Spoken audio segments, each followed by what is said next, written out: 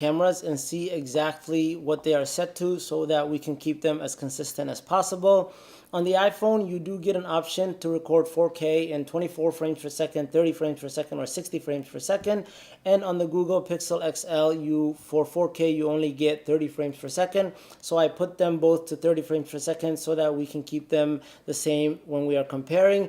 And on the front-facing camera, on the Pixel XL2, you get an option to bump it all the way to 1080p. So I went ahead and set that to 1080p, but on the iPhone, you don't get that option. So we are going to keep them both like that.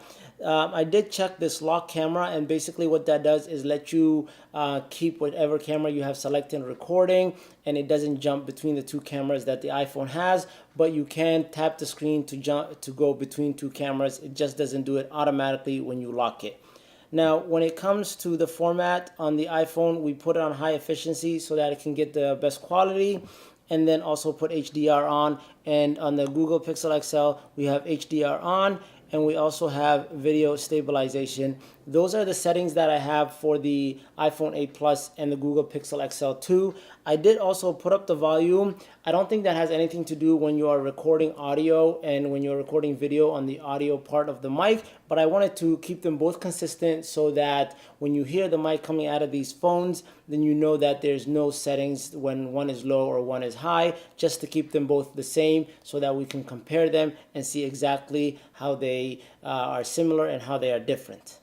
So we're out here in the park recording and testing the front-facing camera of the iPhone 8 Plus and the Google Pixel XL2. So just to see how it goes head-to-head, all the settings are just the way I put them in the video earlier. So if you haven't seen that part, go back and check it out. But it's the middle of the day, around 11 a.m. It's really sunny right now. The sun is hitting my face, so I'm just walking around and seeing how the colors are reproduced with the shadows and the highlights, and also what's being overexposed and underexposed.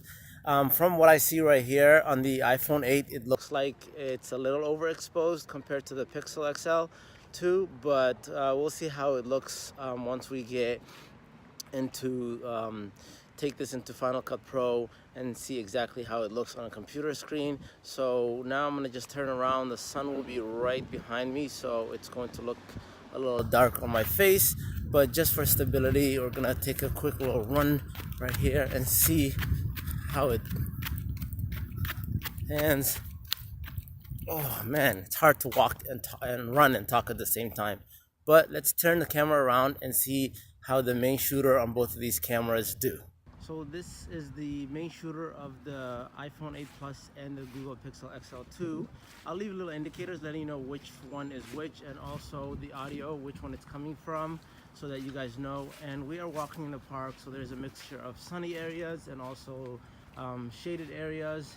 And just to see how things look like if we get real close to this branch right here, the iPhone seems to be doing a better job on exposure, at least from right now, before I take it into Final Cut Pro and see exactly what's going on.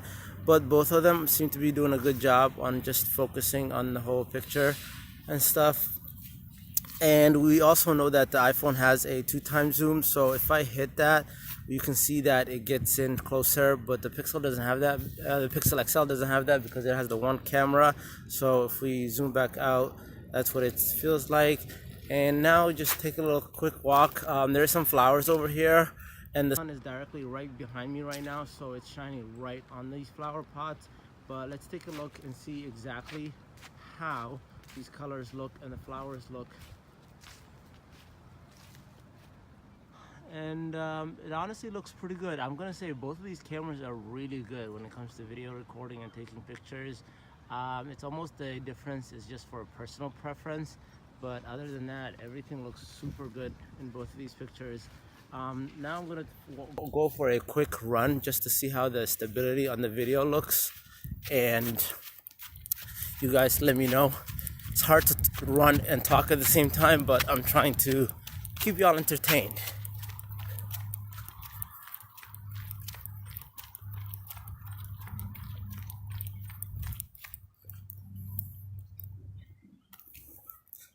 So that was the field test of the cameras, and let me know which one you guys liked better in the comment section down below.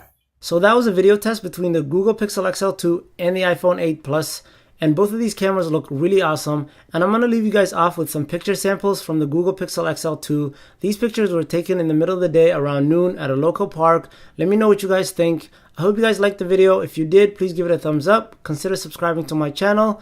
Thanks for watching. I'll catch you guys in the next one. Until